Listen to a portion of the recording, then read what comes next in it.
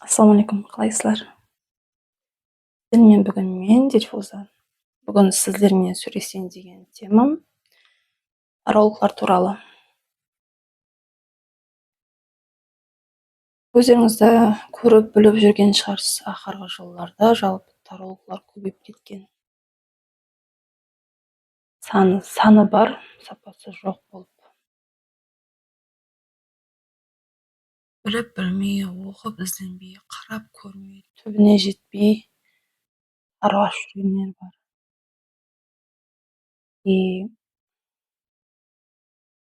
Олар білмейді, неде біліп,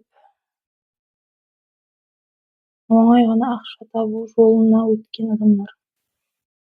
Аңсат қана қиналмай, ауыр ниет қылмай, ақша табу жолына өткен адамдар. Енді таро бұл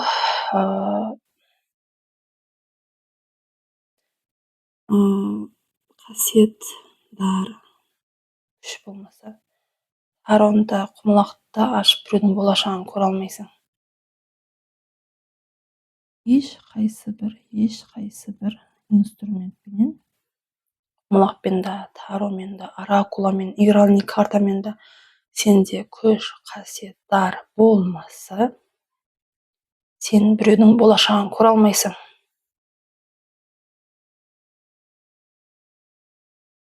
Қазіргі ашып жүрген тарологлар сол айтады.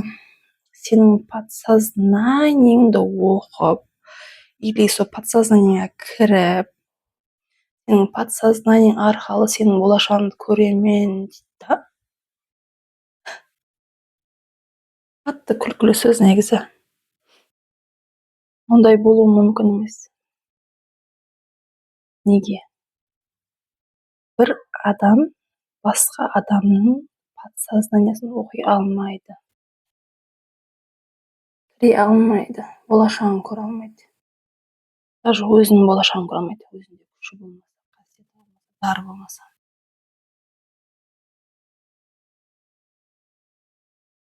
Сондай, неге подсознаниясын оқи алмайды? Жалпы ұлыма подсознание деген не? Соны кішкене қарап үйренген екен ол тарологлар. Кавычкадегі вроде тарологлар. Енді подсознание дегеніміз не? Сіздер түсіну үшін оңай болсын, аңсат болсын деп суретін салып қойдым. Мынау мысалы үшін мен басыңыз, сіздің басыңыз деп шашылар енді полный толтырып сала бермедім, реально алып. Түсінсеңіздер болды, главное. Не істеген мен. Мынау бас, шаш, қыз баланы салдым енді. Мынау ми. Реально салмадым да, түсінетін дейді. Түсінсеңіздер болды, главное. Сол мынау ми. И мына алдыңғы беті, мына жерде, маңдай бетте, маңдай бетте, мына жерде, маңдайдың тұсы, маңдай беттегі мидың алды бетінде сондай бір кішкентай жер, қараңызшы, 10% жері сознанияда, сознание. И мына қалған жағының бәрі, үлкен жер 90% подсознание. Енді қараңызшы, екеуінің парқы қанша. Енді подсознание дегеніміз не? Ол қашан біздерде пайда болады? И ол біздерді қалай басқарады? Қараңызшы, бұл подсознание деген кішкентай бала мамасының қарында кезде үшінші триместрде пайда болады подсознание. Содан бастап 7 жасқа шекем подсознание болып біздерде, сознание болмайды біздерде. 7 жасымызға шекем, көрдіңіз бе? Оның ішінде 7 жастан кейін баланы мектепке берген жақсы. Ақ пен қараны ажырату үшін сознание керек болады. мынау маған керек емес, керек деп керек информацияны алып, керек емесін ысырып жіберетіндей қылып сознание керек болады балаға, кішкентай балаларымызға. Соның үшін 7 жастан кейін берген жақсы болады, когда вот сознаниясы пайда болып бастаған кезде баланың. Оған 7 жасқа подсознание деген нәрсе болады. Ол подсознание білесіз ба, баланы как губкаға теңестіреді ғой, губканы. Бәрін өзіне сіңдіріп алатын. Не бар, бәрін өзіне сіңдіреді. Сондай болады, подсознание деген сондай болады. Оны ақ қарасын ажыратып отырмайды, жақсы жаман ажыратып отырмайды, керек па керек емес па информация маған деген нәрсені ажыратып отырмайды да подсознание.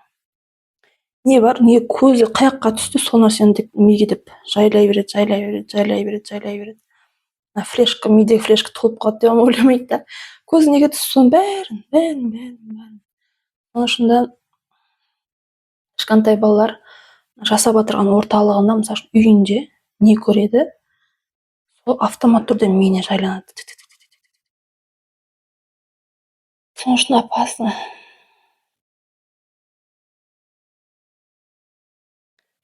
Баланың ертең прям ақылы, умный, көп жетістікке жетуін қаласаңдар, кішкентайынан бастап семьяңызды дұрыстаңыздар, орталық дұрыстаңыздар, баланың орталығын дұрыстап беріңіздер. И сол баланың көзінше ұрыспаңыздар, төбелеспеңіздер, жаман әдеттеріңізді көрсетпеңіздер, жаман адамдарға жолатпаңыздар, жаман ағайындарыңыз, туыстарыңыз,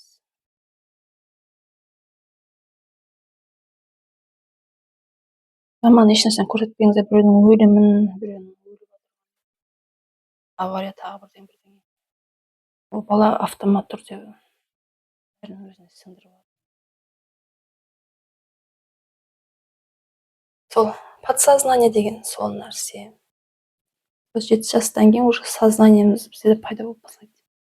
И сол сознаниемен сен уже мектепке барған кезде, сен уже өмірге деп қараған кезде көзің түскен бәр нәрсені, вот подсознание ала береді өзіне. Ала береді да, көзің түскен нәрсенің бәрін миыңа жайлай береді, кіргізе береді. Но сенде сознание деген нәрсе болады да. Сен сознанияңменен деп қарап тұрасың да, мысалы үшін бір кино көріп, мысалы үшін киноны айтайық та, мысалы үшін кішкентай бала болса мультфильм деп қарап тұрады, и ол сознаниямен сен басқарсаң болады. Мысалы үшін миыңа не жайлайсаң, соны басқарсаң болады. Деп қарап тұрсың да мультфильмге. Қызық емес мультфильм болса, маған керек па, пайдасы тие ма деп қарайсың да. Саған пайдасы тимей ма, саған керек емес па, оны басқара алсаң болады. Сен көрмей кете берсең, уже өзіңді өзің басқарып бастайсың. Сен ойыңды басқарып бастайсың. Сен не керек емес бәрін түсініп, ақ қараның бәрін ажыратып, жақсы жаманды ажыратып бастайсың.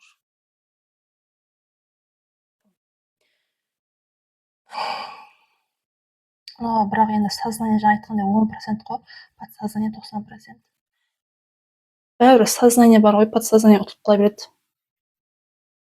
береді. Сен білмей бәрібір информацияны бәрібір миыңа жайлай бересің автомат түрде.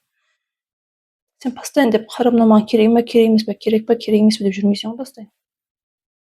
Керек емес болса көзін жұмып қала бермейсің ғой. Сондай да.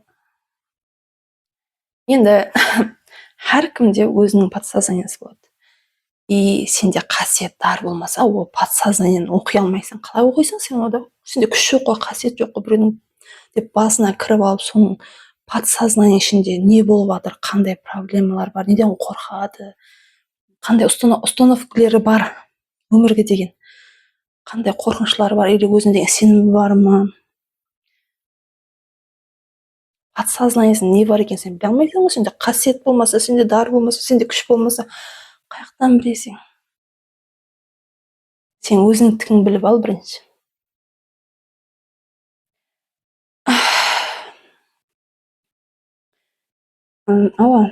Тароны hamma ашалады. Прикиньте, hamma ашалады. Бірақ болашағын көре алмайды. Өзінің де болашағын көре алмайды, басқаның да болашағын көре алмайды. Ол онда неге ашады? Не үшін керек онда тарауын аш? Подсознание, айттым ғой, подсознание деген нәрсе. Сол подсознаниеде сенде не бар, соны білу үшін, өзіңмен өзің сөйлесу үшін керек. Өзіңмен өзің сөйлесу құралы. Өзіңмен өзің сөйлесесің. Подсознание деген нәрсе, мысалы үшін, сен мына көрген нәрсені қабылдадың ғой, и сен привычкаларың бар, қылықтарың бәрі кішкентай кезінен бастап сенде роважланған нәрселерінің бәрі подсознаниең тұрады. И сол подсознаниеңмен сен автомат түрде күнде бір нәрсені қайталай бересің. Бір қылықты, бір нәрсені қайталай бересің, автомат түрде ол. Онда басқаруға болады, бірақ қиынлау автомат түрде кете береді да. И қорқыныш деген нәрсе бар біздерде деген. Подсознание күшті, ойдың күші, ойлау қабілеті, ойдың күшінен қалай пайдалансаң болады, ойлау күші деген не, бәрі туралы кейінгі видеода айтып беретін боламын. Бұл темада таролог туралы сөйлесейік. Енді сол сенің өзіңнің қорқыныштарың туралы білсең.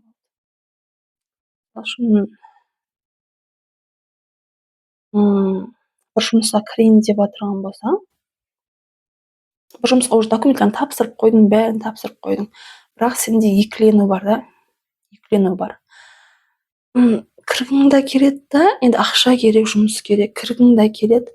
Вроде жұмыста нормальный сияқты да, но бір жақтан білмеймін, бәрібір артқа тарту бар, бір какой-то бірдеңелер бар, ол не сендегі, в основном сол қорқынышлар.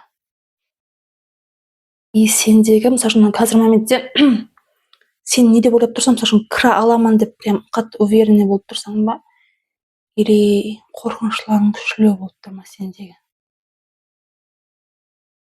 Қайсы бірі жақсы, жұмысқа кіргенім жақсы ма деп ойлап тұрсаң ба сен? Или кірмегенім жақсы ма? Сол екіленбей анық, мына жеріңде не бар, сен не ойлап тұрсың, не қалап тұрсың, соны мына карталар арқылы білсең болады. Даже бір адам туралы, мысалы үшін, сезім, отношение көретін болсаң, мысалы үшін, қарым қатынасқа көретін болсаң, ара қатынас, иә, соған көретін болсаң, ол адамға деген сезімің қаншалы сенің? Ойлайсың, енді біреулер ажырата алмайды да, өзін жақсы көруін, или құрмет қыла ма, просто, или кумир сияқты қарайды ма оған дегендей, не ажырата алмайды. Соның бәрін ажырату үшін әр түрлі неде пайдалансаң болады да, әр түрлі темада пайдалансаң болады.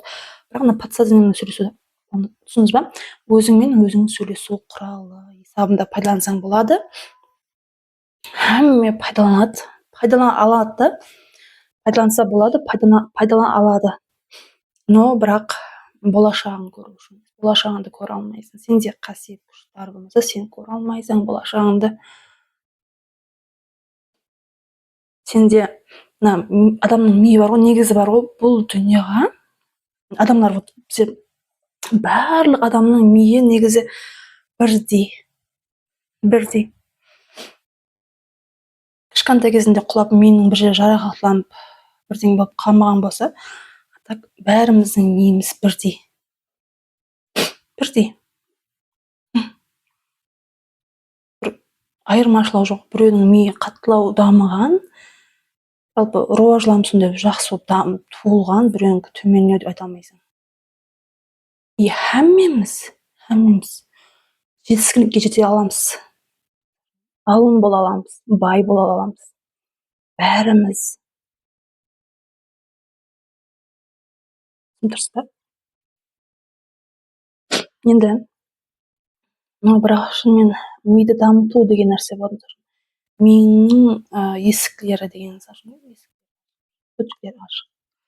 болуы мүмкін. Ол қалай болады? Мысалы үшін, есіктерін жауып тастау деген нәрсе болады. Өзің возможность, сол миыңның күшлерін жауып тастайсың да, сенің қабілеттерін жауып тастайсың. Ондай да болады. Ол қалай болады? Мысалы үшін, сен Вот бала бар ғой, сенің балаң, мысалы кішкентай балаңыз деймін, мысалы үшін балалары барлар енді айтайын да сіздерге. Кішкентай вот бала кезінен бастап сен вот фантазия ойлап, мындай болса, андай болса деп ойлап жүрген кезде мамаң айтады ғой саған деген, или папаң, или ағайындарың. Әй бала, төменге түс, ана аспанда жетінші аспанда ұша берме дейді ғой. Жетінші аспанда ұша берме, төменге түс, жерге түс. Өмірге реально қара дейді ғой. Ал реальность деген не? Бала жетінші аспанда ұшу керек. Бала армандау керек, бала ойлау керек. Бала арзу ету керек. И жоқ, анау болмайды, мынау болмайды деп оның имканиятларын шектеудің керегі жоқ. Әмме бала бірдей, әмме адамның миы бірдей. Награн инвалид болмаса, миы бір дамымай бір жерлер не то болып туылмаған болса, бәрі бірдей. Шын баланың жолын жабудың керегі жоқ, қорқыныш ұялатудың керегі жоқ. Біздердің ең үлкен дұшпанымыз бұл қорқыныш, страх.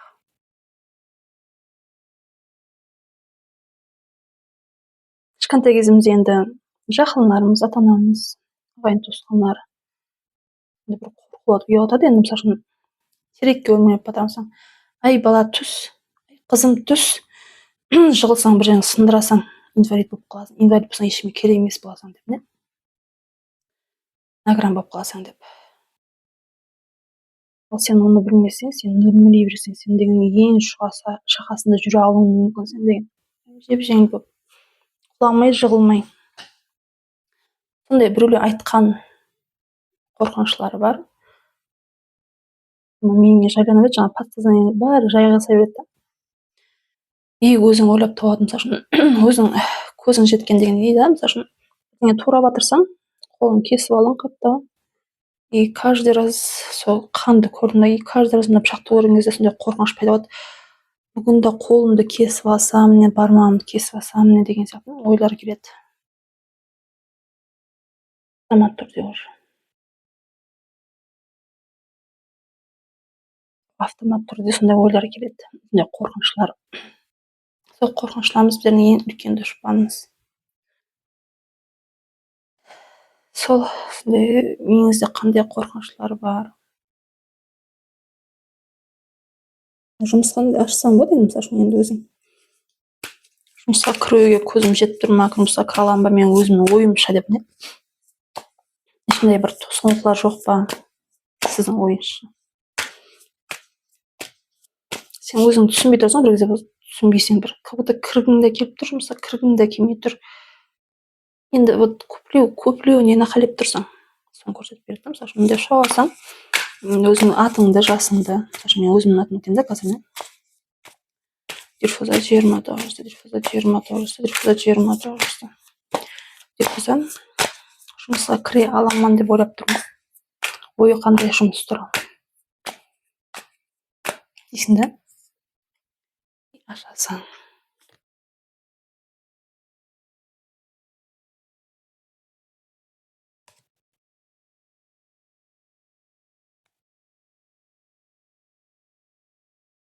Но мен эмоциональный, яркий, сары шашлы.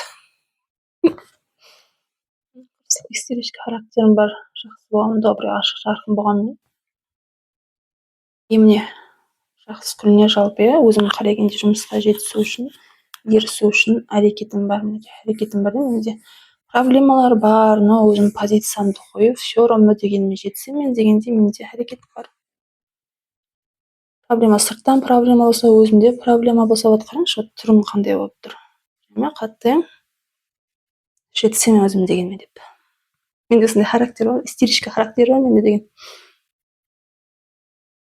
Біреу сен жетісе алмайсың деп тұрса, қырсығына сол жетсем мен деп тұрамын да.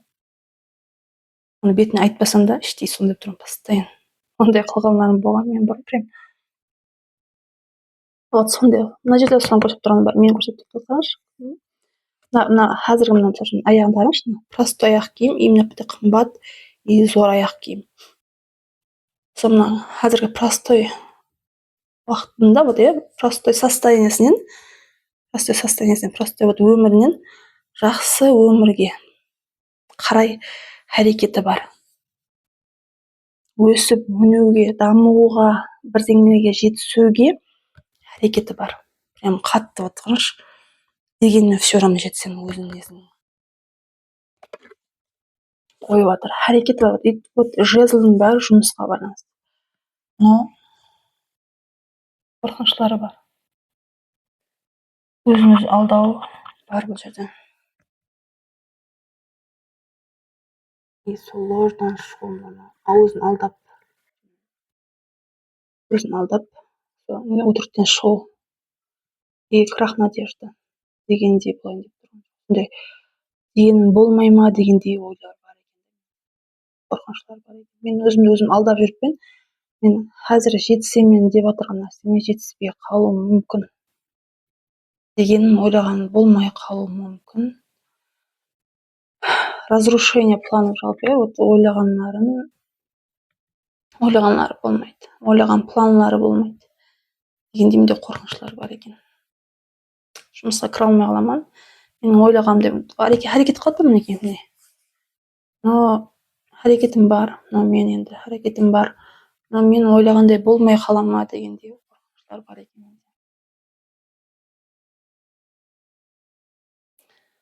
Сондай. Шынымен сондай қорқыныштар бар менде. Қорқыныштармен жұмыс жасау керек. Болмай қала ма деп ойламай, болады деп тұру керек.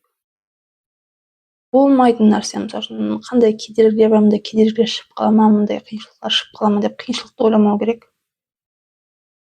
Болмаса сол келеді. Сен нені ойлайсың, сол нәрсе келеді. Сенің ойыңда не бар? Ол подсознаниемен жұмыс жасау керек. Сол қорқыныштарды бәрін жеңу керек. Көрдіңіз бе, жаңа мені көрсетті. Менің әрекетімді көрсетті. Менде әрекет бар, постоянно мен әрекеттемін. Бір идея, ой келе ме, постоянно соны істеуге әрекет қыламын. Қолымнан келгенше, барынша. Осы нәрсе қолымнан келеді деп қалмаймын да. Өзім үстіме жұмыс жасауға әрекет қыламын. Менде сондай қорқыныш бар, иә, мен өзім алдап жүрмеймін ба деп. Бір кезде сол ойлаған нәрселердің бәрі аяқ асты болып кетпей ма, ойлағандай болмай қала ма дегендей қорқыныш бар.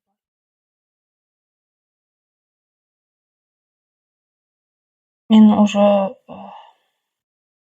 оянған адаммын да, мен көзім ашылған адаммын.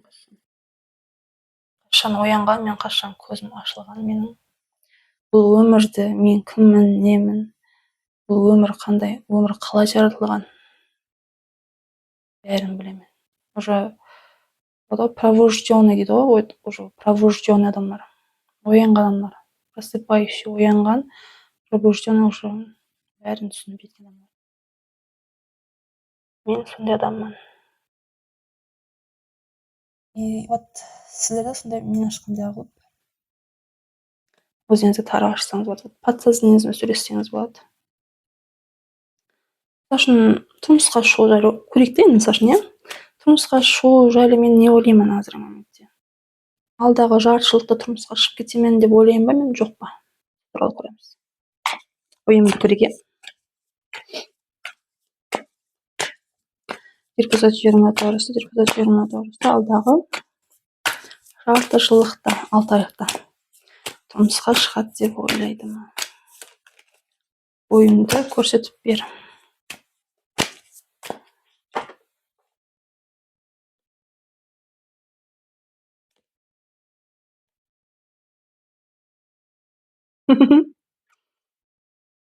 Қарашы. Уже карта суд, перемена, адамның өміріндегі перемена. Бұрынғы өмір аяқталып, жаңа өмірге аяқ басу. Уже тұр, уже қиналдың, болды, бәрі бітті, енді уже тұр. Дальше әрекет жаса деген сияқты. И мына мен. И вот қараңызшы, королева кубок. Әйел адам отношения құрады. Отношения ойлаймын, шынымен отношения алдағы 6 айлықта бір адаммен сөйлесіп, потому что мен алдын планларымда мен бір жыл давамында бір нәрсеге ерісемін деп ойладым ба, соны дәптерге жазамын да, мына нәрсеге ерісемін, планларымды жазып қоямын да мен дәптерге. Сол дәптерге мен постоянно ойлайтын едім, енді тұрмысқа шығуым керексің дейді да адамдар, не? Мамам, папам, ағайындарым, апам, жақындарым. Соны ойлаймын, иә, тұрмысқа шығу керек деймін да. Бірақ план жазған кезде жазбай қаламын да сол тұрмысқа шығудың. Кейін сол дәптерді ашып қарасам, жаңа тұрмысқа шығу деген жері жоқ. Бірақ ең басты соны ойлап басылап жазғанмын, бірақ сол нәрсені жазбай кеткен боламын да постоянно. Көрдіңіз бе? Мен негізі былай іштей сол нәрсені қаламайтынмын да мен бар. Бірақ ақыры уақытларда уже мен деген жаңа айтып тұрмын, мен ояндым да, уже мен мен кім екенін түсініп жеттім, мен бұл өмірдің қандай екенін түсініп жеттім да. И жалпы тұрмысқа шығуды, отношения құруды мен ойлап тұрғаным бар. Отношения түсемін деп ойлап жүргенім бар, мен отношения құрамын деп жүрдім, не? И вот отбасы. Десятка кубок жалпы отқаншы отбасы. Мына жерде атасы отыр, күйеуі, әйелі, вот мына жерде балалары, мына жерде итлері де бар даже. Отбасы құру. Менің ойымда бар. Ойымды көрсетіп тұрған бар. Өмірімде перемена болады, уже мен деген енді оянған болғаннан кейін мен уже деген уже ойдың күшін білгеннен кейін мен бәрін білемін да. И қалай бұл ойдың күшін мен қалай сездім, қалай білдім, қалай мен оянып кеттім, мен қалай пробужденный болып оянып кеттім. Бәрі туралы кейінгі видеомда айтып беретін боламын. Бұл үшін подписаться басып қойыңыз, лайк басыңыз, қуатлап егер жақындарыңызға бөлісіңіздер. Сознание не екенін білсін. Мұндай тарологтар менен шынайы күші бар, қасиеті бар тарологтарды білсін, айырсын, палкелетіп білсін да. Олақшыларды айырсын, білсін, көздері ашылсын, ақ-қараны ажыратып білсін уже. Соны таратып қойыңыздар. И ой, тамам, не болды? И мындай не бар да. Айттым ғой. Подсознание сол. Сіздер өзіңіздің подсознание. Сіздердің біреу подсознание оқи алмайды, ода күш қасиет болмаса. Жаңағындай кавычкадегі вроде тарологлар, олар оқи алмайды. Олар өздерінің ойындағысын көрсетіп беруі мүмкін. Сіз жайлы, сіз сұрау қоясыз да, и сіздің фотоңызға қарап, сіздің атыңыз, жасыңыз, сұрауыңызға қарап, өзінің ойындағы подсознание сразу ойлар келеді, сразу ойларын, мысалы өзінің бұрында көрген опыты или білгені, сезгені, сол нәрселерді ойын карта шығарып береді. Менде күш жоқ, менде қасиет жоқ, менде дар жоқ, бірақ сенің подсознание арқылы сенің болашағын көріп беремін деген сол тарологтың подсознаниясын деген нәрсе жаңағы мен шығардым ғой, білесіз бе? Сондай болып шығады. Сол өзінің подсознаниясын сізге айтады. Или екінші вариант бар тағы бір. Сол сіздер сол тарологтың вроде кавычкадегі я ар емес, я бер емес болып қалған сол таролог. Қасиет жоқ, күші жоқ, қасиет жоқ, ештеңесі жоқ. Просто сен подсознание оқимын деген тарологтың сөзіне сенесіз, енді отспуларын оқып сенесіз да. И сол нәрсені сіздер қабылдайсыздар. Оны сценарий дейді. Сценарий. Сіздердің болашағыңызды, сіздердің тағдырыңызды жазып беріп жатыр. Негізі тағдыр деген нәрсе де жоқ. Әммеміз өздеріміздің тағдырымызды өздеріміз жазамыз. Осы өмірге маңайымызға жазылып, тағдырымыз маңайымызға жазылып келмегенбіз біз ешқайсымыз. Бәріміз өздеріміздің болашағымызды өздеріміз жазамыз. Қандай қарайсың болашағың, қандай болуын қарайсың, өзің жаза аласың. Өзіңнің болашағыңды өзің жаза аласың, өзің қалегендей қылып. Алла саған сондай күш берген. Жаратушы деймін, жаратушы. Жаратушымыз бізді жаратқан адам. адам емес енді білмеймін, күш па не деп қалай айтсам болады, алла, құдай деп қояйын, сол сондай күш берген. И сол болашағымызды бәрін сол ойымыз арқылы, ойымыздың күші арқылы, ойдың күшін берген біздерге. Ойымызбен жарата аламыз. Біздің ойымызда не бар, біздер солмыз. Түсіндіңіз ба? Енді сол вроде тарологлар сізге сондай бір сценарий жазып береді, өзінің подсознаниесіне алып. ой сіз и потом сол айтқан нәрсесін аласыз да мына ойыңызға саласыз да миыңызге, ойыңызға соны ойлай бересіз. Не болады? Сіз соның айтқанын болашағыңыз қыласыз. Соның айтқаны сіздің болашағыңыз болады. Ешқашан біреуге сіздің болашағыңызды жаратуға, болашағыңызды жазып беруіне жол қойма. Ол адамда қасиет, күш болмаса.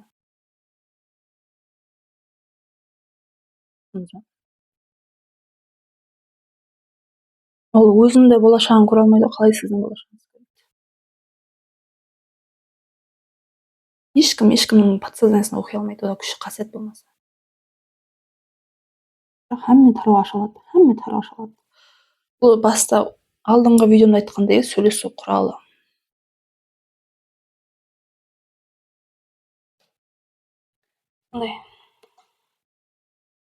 Өзіңізбен өзіңіз сөйлессеңіз болады. Қандай қорқынышлар бар, нелер ойлайсыз, бәрін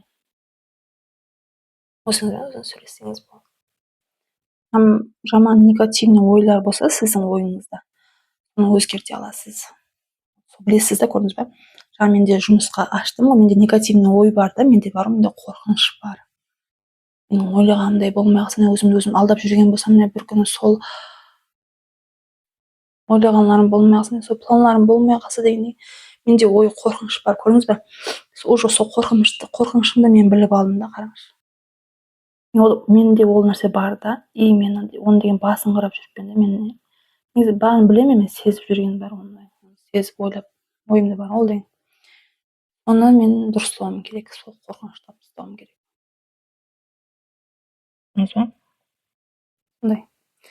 Сондай негативный, жаман ойды, қорқынышларды бәрін алып тастау керек болады. Үміттің бәрін жоқ қылу керек болады. Сол үшін керек мынау. Өзіңнің болашағын жарату үшін керек мынау. Өзіңмен өзің сөйлесіп, негативный ойлардың бәрін дұрыстап, жақсы ойға ауыстырып, болашағын жарату үшін керек. Енді жаңа таролог айтты ғой, енді өзінің подсознаниесін алып, сен туралы ойы, соның бәрін ашып саған көрсетіп беруі мүмкін. Или екінші вариант бар деді. Екінші вариант бұл, оның басы деген прям пустой болып тұрады, тупой, не тупой, вот пустой болып тұрады, тупо, не пустой болып тұрады. Вот ішінде мындай басының ішінде мына ойланды, мына бас шар, вот оның ішінде мындай пустота, вот шөлістан, пустинада, вот и тікенек шөпіре деп айналып жүреді. Самал уылдап тұрады. Шөп айланып жүреді. Айланып жүрген кезде сен ашады да. Бас пустой, сен туралы ойлап та тұрған жоқ та, ол пустой бас. Или ұйқысы келіп тұр, шаршаған, или энергиясы жоқ. Даже ойлауға халы жоқ та уже. Алады рандомный случайный картаны шығарады былай. Просто ашады, просто вот даже ол подсознаниесін сен туралы ойлап та тұрған жоқ та, ол пустой болып тұр бас деген. И шығарады мындай. Түсініксіз бір карталар шығады әйтеуір. Бір-біріне жалғанса, бірдеңе бір мәні шықпайды да, одан не? Сондай карталар болады. Оны енді көп балгерлер жаңағыдай сен туралы айтқысы келіп тұрған жоқ дейді да. Сондай қасиет жоқ, жоқлар не? Біздің оқырман дегендер, кавычкадагылар. И мына әрбір картаның мәнісін саған айтады. И қосып айтады. Басталудан бастап мына итог, аяқталуы, жалпы орындала ма, орындалмай ма, жоқ па дегендей да. Айтады саған, сол сценарий жазып береді. Мінекей. Міне. мынау расклад 3 картаны тастады, мынау расклад, таро расклад мінекей. Пал ғой енді. Таромен ашқанның бәрі пал. Негізі болашақты көрсе, болашаққа ашылса, негізі пал болып шығады бәрі деген. Біздердің ашқанымыз пал емес, бұл таро палға жатпай табы деген. Палға жатады как раз. Потому что сен болашағын көріп отырсың. Сен оны өзіңнің подсознаниең оқып отырсың. Сен өзіңнің подсознаниең оқып отырған болсаң, ол пал емес та, жақсы не. Бірақ сен басқа біреудің подсознаниясын оқып отырма, сен подсознаниең оқып отырмын деп алдап, и сен оның болашағын көріп беріп отырған болсаң, алдағы 1 айлығын, 3 айлығын, 6 айлығын, 1 жылығын көріп беріп отырған болсаң, сенікі пал. Сен пал ашып отырсың. И вот міне палларды жаңа еді мәністерін оқып саған өткендей. Қолыңа сценарий береді. Сенің болашағың осындай болады деп. Кавычкадегі тарологлар. И вот сол сценарий арқылы сен өзіңнің болашағыңның киносын жаратасың. Сенің болашағың ондай болмауы да мүмкін еді. Саған сен ақша аштырдың, алдағы 6 айлықта или 1 жылықта менің финансовый жағым, ақша жағым жақсы бола ма десе, ол саған жаман болады. 1 тиын қалтаңда қалмайды, қарызға батасың деп айтып бердім. Уже картада оқып просто рандомный картаға түсті, просто случайный картаға түсті. И соны оқып сценарий саған жазып берді, саған айтты. 1 тиынсыз қарызға батасың деп. Сіз ойбай, енді не болады деп уайымға батып. Мен жаңа тарологқа сенесің, потому что мына жерде 30 план оқып алғансыз, көріп алғансыз да. Деп сіз даже білмейсіз ғой, пал деген, таролог деген не, білмейсіз ғой, түсінігіңіз жоқ қой. Қаяқтан білесіз? Сізге мендей болып біреу айтып берген жоқ. Не екен, таро не, қаяқтан шыққан, таролог не, қалай пал ашылады. Ешқандай ондай жерден ондай информация алмадыңыз ғой сіз деген. Білмейсіз ғой. Барыңыз да, осындай болатын шығар деп. Сценарий алдыңыз, сіз өзіңіздің болашағын солай жараттыңыз. Сіз бай болуыңыз да мүмкін еді. Сіз өзіңіздің сценарийіңізді, өзіңіздің болашағыңыздың сценарийсін сіз өзіңіз жазып, бай болуыңыз да мүмкін еді. Бірақ не қылдыңыз сіз? Сіз өзіңіздің болашағыңыздың сценарийсін өзіңіз жазбадыңыз. Сіз ана кавычкадегі вроде таролог подсознаниені оқиман, бұл менің хоббиім деп қарайтұғын адамдардың сөзіне сеніп, соның жазып берген сценарийсін алып, мына миыңа орнатып, мына ойыңа орнатып, соны сен ойлай бердің. Азаннан қара кешке шейін ойладың, күнде ойладың. Сол алдағы 6 айлыққа ашып берді ме?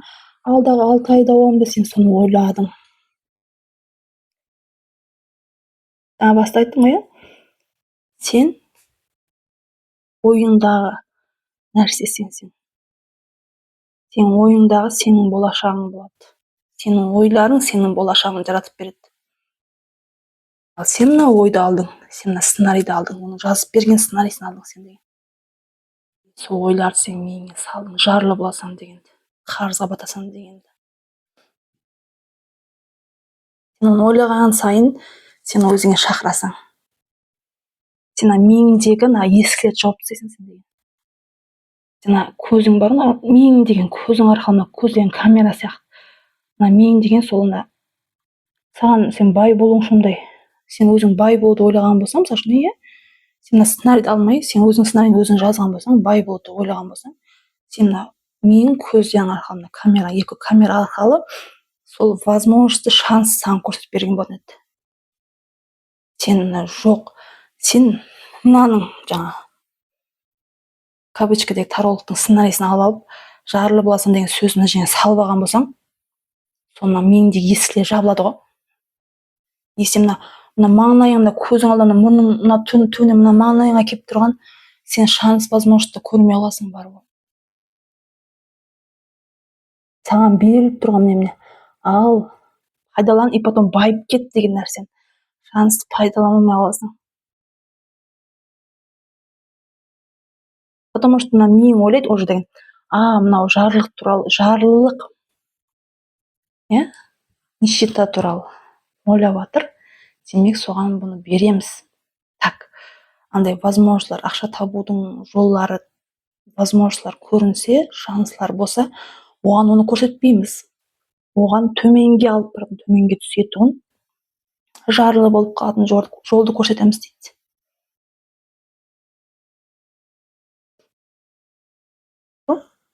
Бар возможность көрмей, шансты көрмей, имканиятты көрмей, жарлы болып қаласың. И потом айтасың, жылап, ойбай, маңайым, құрып қалдым деп. Енді натуралыққа қайттан қайтып келесің. Сіздің айтқаныңыз дұрыс болды. Жарлы болып қаласаң деп едіңіз, қарызға кіресің деп едіңіз, қарызға кірдім деп. Дұрыс екен, сіздің ашқаныңыз дұрыс екен. Оның ашқаны дұрыс емес. Сенікі дұрыс емес, сенікі оның ашқаны емес, сенікі дұрыс емес. Сен оның айтқан просто сөздерін сен миыңа салдың, сценарийсін. Ол қалай сен болашағын көріп береді? Ол қалай сен болашағың туралы айтады? Ода қасиет жоқ, ода күш жоқ, ода жоқ. Қалай сен болашағыңа түсіп, сен болашағыңа информацияны алып, саған қалай береді ол деген. Даже ол деген өзінің болашағына түсіп, содан информацияны алып келе алмайды, ол өзінің болашағын көре алмайды, даже түсінде көре алмайды, ол өзінің болашағын. Сенің болашағын қалай көреді ол? Сен өзің болашағын өзің құртасың, осындай сөзіне сеніп. Сен мына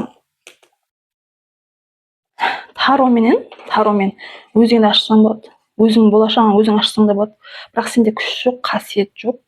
Сен yazsаң, ашасаң, сенде қасиет жоқ, күш жоқ, дар жоқ. Сен ашасаң, просто ашасаң, картаны үйреніп алдың, ярлап алдың, курсты өтіп алдың, ашасаң да 3 карта алдың да, иә? Ақшаға аштың дейік, мысалы, жұмысқа ақшаға аштың дейік. И бұл жерде жаман картаға түсті саған. Ақшаң болмайды деген. Или денсаулыққа ашсаң, ауырып өлесің деген карта түсті ал. Не істейсіз? Ең жаман ауру, рак, тағы бірдеңе аурулар түседі саған. Сондай карталар, сондай мәнісі бар карталар түседі саған. Сен не істейсің? Сен ана бір таролықтар бар, мына тароға, картаға, мына қағазға Аллаға сыйынғандай сыйынады. Мына карталарда күш бар деп ойлайды, олар не? Карталардың өздері ответ қайтарады деп ойлайды. Сен де соның сөздерін естіп алдың. Мына карталарда күш бар деп ойладың. Айтып берді маған деп ойладың. Қақтан біледі ол карталар деп. Ол карталар білмейді, просто түсті, случайно. И соны алдың сен ойыңа. Ауырып өлесің деген. Алдағы бір жыл ашқан болсаң, даже ертеңге ашқан болсаң, ауырып өлесің дедім ма? Соны сен аласаң, ана көріп алған соң карталар точно 100%, 100% айтады деген сөзді. И сен аласаң да,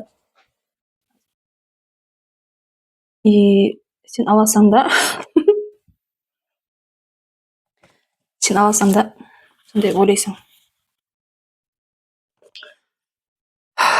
Карталар қате айтпайды, карталардың күші бар. Мен ертең өлеткенмін дейсің. Соны ойлай берсең, бүгін аштың ба, азында аштың ба, қара кешегем ойлайсың, соны ертең кешегем. Яна сен миыңа информацияны задача беріп жатсаң ғой, сен деген бұйрық беріп жатсаң ғой. Мен ертеңге өлуім керек деген. Өлу туралы ойлап. Ол білмейді, ол жақсы жаман білмейді, сен өлім туралы ойладың ба? Болды. Өлуіміз керек екен. Дейді ол деген. Сен оны қанша көп ойласаң, сонша бұл ықтималы көп. Болды.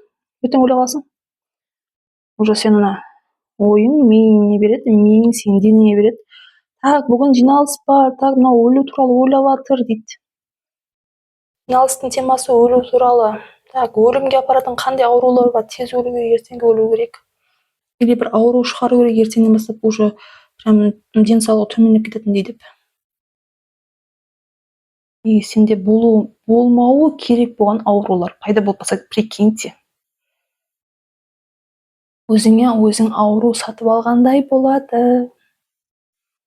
Сен деген даже 1000 жыл жасауың мүмкін, егер ойыңды басқарып білсең. Жүзге шықсаң жас 18 жас қыздан жас болуың мүмкін, ойыңды басқара алсаң. 100 жасыңда мына сол 1 жасар баладан да денің сау болуы мүмкін, сен ойыңды басқара алсаң. Көрдің бе, ойдың күші қандай күшті.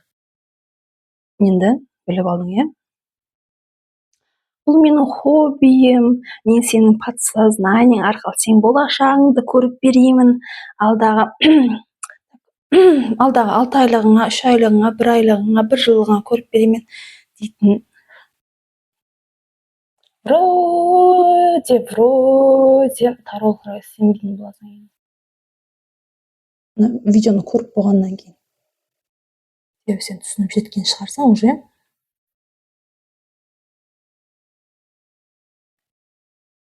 Сондай. Даже мысал үшін менне мындай да. Тағы бір нәрсе айтып ұмытып кетпін ғой. Мындай да. Мысал үшін сіздер мындай вроде таролға барасыз. Кавычкадегі ханым деймін. Қасиеті жоқ, жоқ, дары да жоқ. Сенің подсознаниең оқып айтып беремін деген таролға барасың да, и потом ол таролға сұрау бересің. И ол таролог енді сенен құтылу керек қой. Сен сұрау бере бердің, сен жаза бердің, алло, мен сұрауыма қашан жауап бересің, мен ақшамды салып қойдым, тағы да басқа. Ол өзінің жұмыстарымен жүреді. Ол адам ғой енді. Шай ішу керек, тамақ ішу керек, ұйықтап демалу керек, басқа да жұмыстары бар. Өмірі тек пал ашудан тұрмайды ғой. Сол пал ашу енді хобби ол. Табу жолы. Адамдарды өзінің үстінде жұмыс жасамай, подсознание туралы үйренбей, білмей, сен подсознание арқылы сен даже ол оянбаған адам ол деген, оянбаған миы дамымаған адам ол даже. Негізі кімде қасиет, кімде дар болады білесіз бе? Миы дамыған адамда болады. Ол түсінде миың дамыған соншалы. Вот негізі жер жүзінде вот адамдардың бәрінде вот 10%-те миы дамыған негізі. 100%-те дамыса қандай болатынын айтып берейін бе енді қандай, иә? Мысалы үшін қасиеті бар, дары бар адамда енді көзімен көріп, құлағымен естпесе, көзімен көріп, түсінде болашағын, 1 минуттан кейін болашағын көрсе де, оның миы деген сол қанғы простой мына 10% дамыған миы дамыған адамдарға қарағанда 15% где-то вот сондай болады. И ол деген түсінде. Неге түсінде? Оны айтып беремін сіздерге. Адамның түсінде вот не болады, критический жаңағыдай несі болады, функциясы болады. Адамда вот бар ғой, сознанияның критический бір несі өшік болады. Ұмытып тұрғандай сол.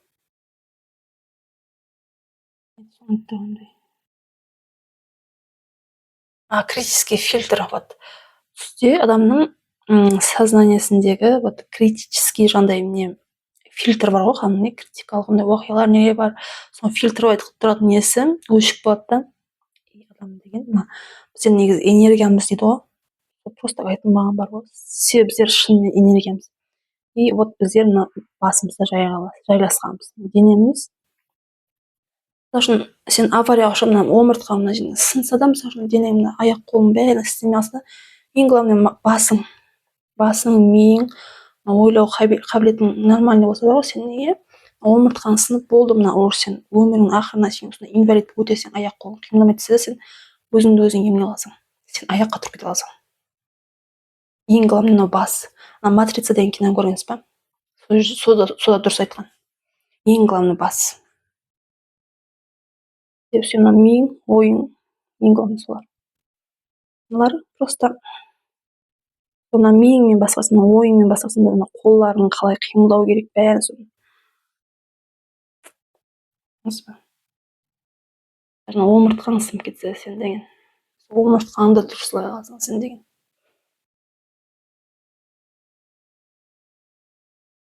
Сондай. Сен тарологқа барасың, жаңа айтқандай. Тарологқа барасың.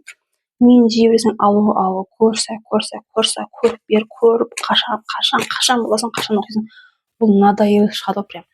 Біреуді бір көріп, ответін қайтарып жіберейінші деп надоел шығады. Үй алам ба деп сұрау қойған кезінде, мысалы сен үй алам ба деп сұрау қойсаң да, алдағы бір жылда үй алам ба дегендей не осыны көріп жіберейінші, жыныма тиіп бітті ғой, прям ұйықтатпа де, тамақ жегізбеді, алло дей бер, телефон тынбады, бейсок қойынсың болмайды деп.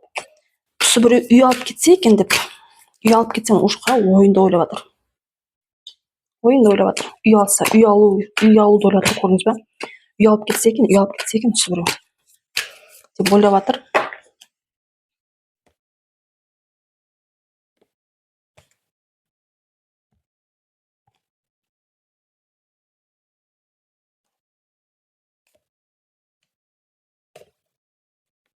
Көрдіңіз ба?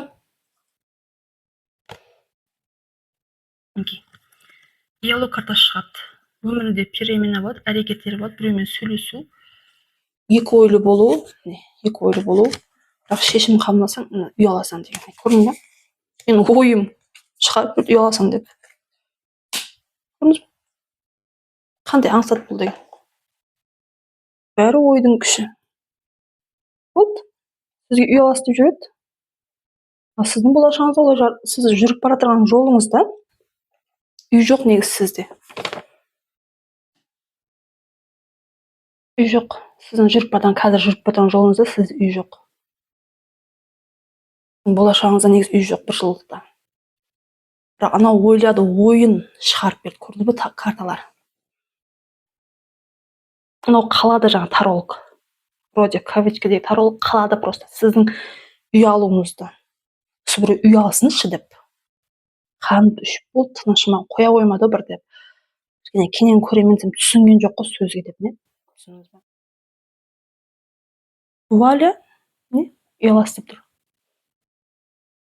Сөйлесу болады, үй аласыз.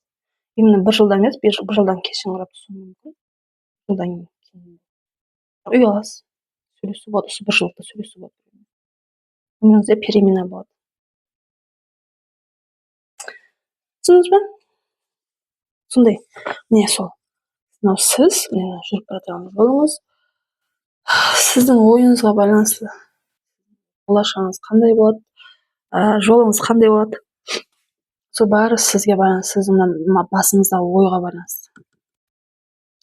Сол сіздің басыңыздағы жаман ойлар, сіздің басыңыздағы қорқыныштар, сіздің басыңыздағы установка, кішкентай кезіңізден көргеніңіз, орталығыңыз, адамдардың ойлары, даже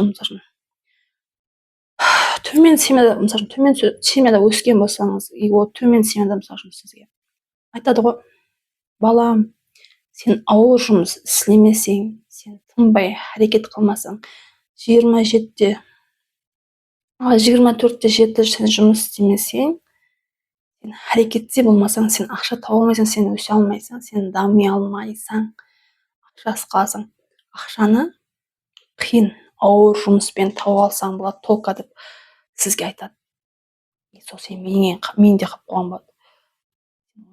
Установка дейді соны. Установка. Мамаңыз айтады, жаныңыздағы ағайындар, туыстылар. Сондай. Даже киноларда мультфильмдерден де көріп сондай установка алуы мүмкін. Соның үшін жақсы мультфильмді көру керек. Комедия, енді күйеу настроение жақсы болу, адамның настроениесі жақсы болу керек. Постоянно жақсы настроение жүру керек. Жақсы кейпиятта жүру керек. Жақсы ойлармен жүру керек.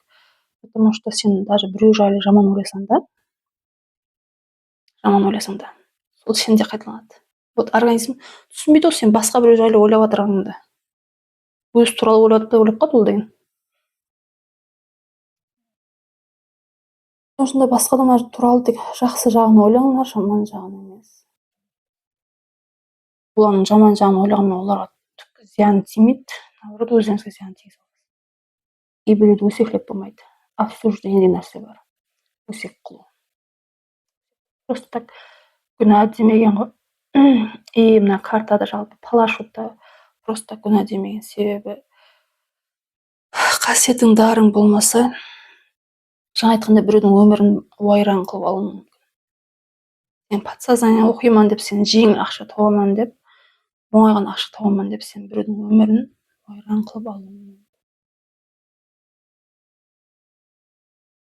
Сен өзіңнің болашағын көре алмайсың, сен қаяқтан біреудің болашағын. Оның шынында сол біреудің болашағын ойран қылып алу мүмкін болғаннан кейін де сол палаштырып, адамдар өзінің болашағын ойран қылып алу мүмкін болғаннан кейін де палашуға болмайды. Жаман ақуетлерге алып келуі мүмкін. Ошында сізді палашуға, жалпы таруға, тарологлар палаш бет пал. Бәрібір пал. Болашақты көрілімі бәрібір пал. Гадание, болашақ тосын. Сен болашағың осындай болады ау дегенде алып. Пал. И қасиет күш болмаса палаша алмайсың. Біреудің болашағын көре алмайсың. Бұл просто ойын. И сен солай ойнап, біреудің ақшасын алып, оңайған ақша тауып болады. Сен даже өзің үстіне жұмыс жасамадың, даже сен подсознание не екенін сен ізденбедің, ойланбадың, қарамадың. Даже сен даже оянбаған адамсың. Сен деген көзің ашық емес адамсың, сен деген.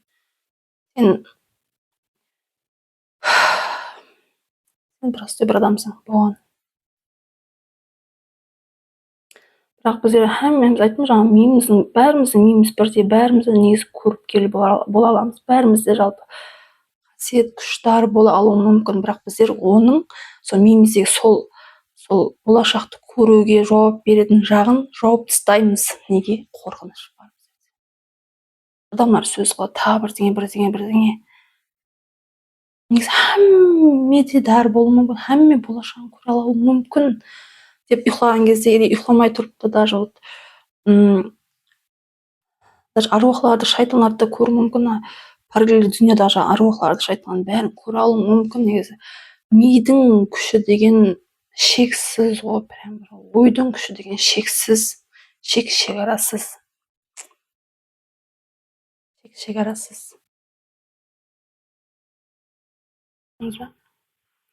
Біздер өздеріміз шеклейміз. Адамдардың сөздерінен қорқып шеклейміз. Сен адамдардың сөзінен қорқпа.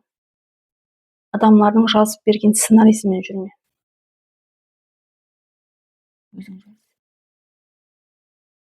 Адамдардың сөзінен қорқып, сен ойлаған, қалеген, ниет қылған нәрседен жетіспей қаласың. Өспей дамымай, бай болмай қаласың, керек болса. Адамдардың сөзінен қорқып, әрекет қылмай қаласың.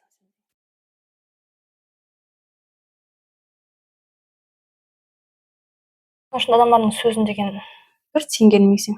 Түпіргенің болу керек, прям түпіргенің болу керек адамдардың сөзіне. Құлағын қасын өткізіп жіберуің керек. Деп. Оның даже сөзін ойланбай, даже миыңа кіргізбей ақ қой даже деген. Басқасын ойлап тұр.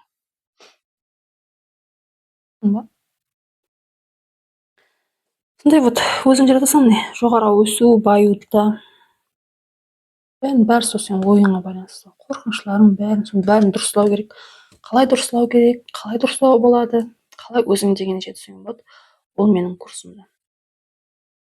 Мен қашан оянған адаммын, мен деген қалай болатынын білемін. И мен сол оянғаннан кейін пробуждение, просыпание, оянғаннан кейін, мен көзім ашылғаннан кейін бұл дүние өзім немін, мен немін, мен кіммін, и бұл дүние не, бұл дүние қалай жаралғанын бәрін білгеннен кейін мен бәрін түсініп жатпаймын. Мен не қандай өтмішімде арқаға қарай бере алмайды негізі. Сонда бір арқама қарап шықтым деген соң бәрін түсініп жеткеннен кейін, оянғаннан кейін арқама қарап шықтым. И бәрін прям түсініп жеттім. Прям осознание келді маған.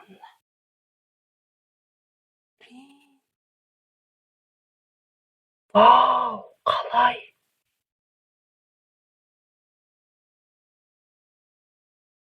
Алла менде. Алла менде.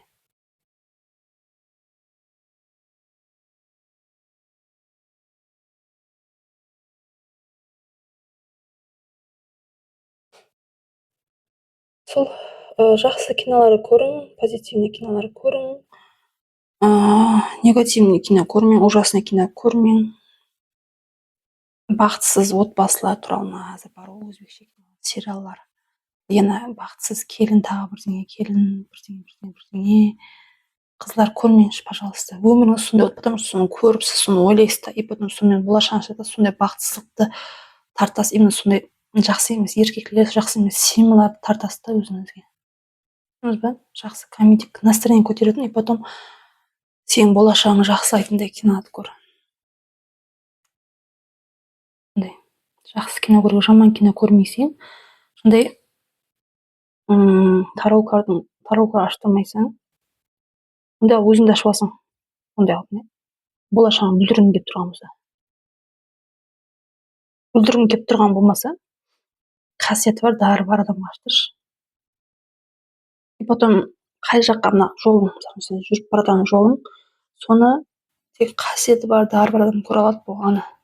Және саған дәлелдеп көрсетпеймін, даже керек болса өзіңді тару алып сен өзің ашсаң да болады. Менің курсым бар тару бойынша, үйрен да. Потом мен hamma темам измена, тағы бірдеңе, денсаулық, дуа, қарғыс, жолы жабылу, тағы бір. Мен көрмейтін темам жоқ. Тарумен, құмалақпен. Үйренсең болады, үйретемін бәрін саған. И үйреніп алып, өзіңнің подсознаниемен сөйлессең болады. Жаңағыдай болашағың бүлдіргің келіп тұрмаса, болашағың өзің ашып, бүлдіруің мүмкін. Бірақ не советую.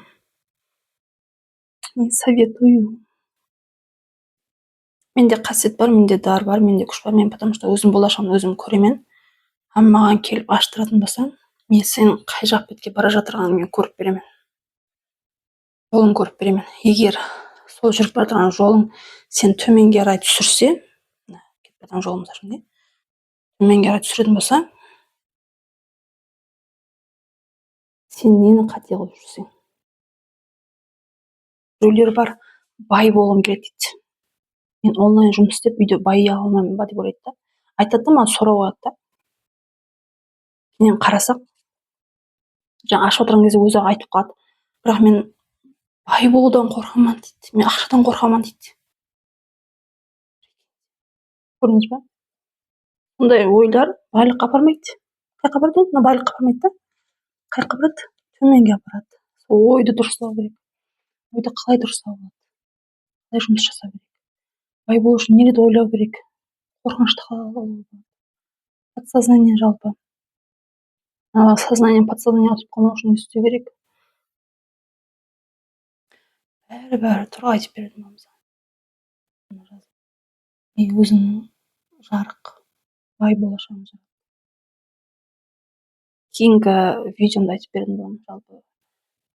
Сол ойдың күші, сознание, подсознание.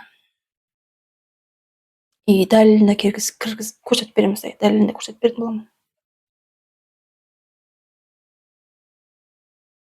Мына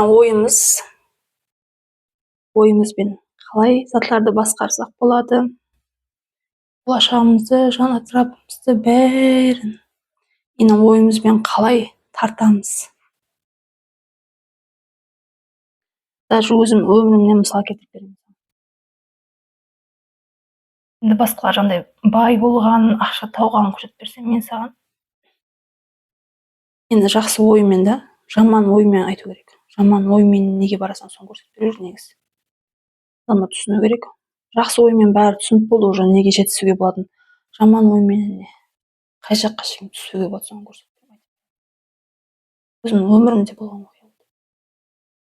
Мен өзімде вахуй болғанмын ғой сол. Сол видеомды жіберіп алмау үшін подписаться басып қой, лайк бас, жақындармен бөліс. Бәрін айттым ғой, вроде. Сен қалып кетпеді ма? Көріп берейін. 1 сағат болып қалды. 1 сағат сөйлеп пен аузым көпіріп. Бекарға педагогқа оқыған жоқпын. Так, бәрін оқыған кеме сознание.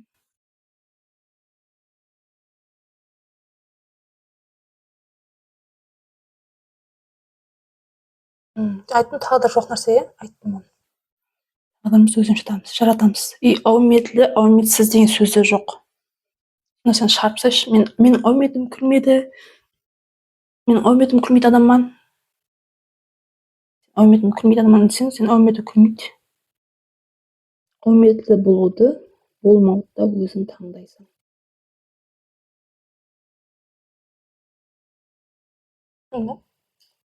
Ойыңда бәрі. Сен әумметлімен де, әумметлімен. Әумметлі болғанмын, әумметлімен де. Постоянно әумметім келеді. Сол.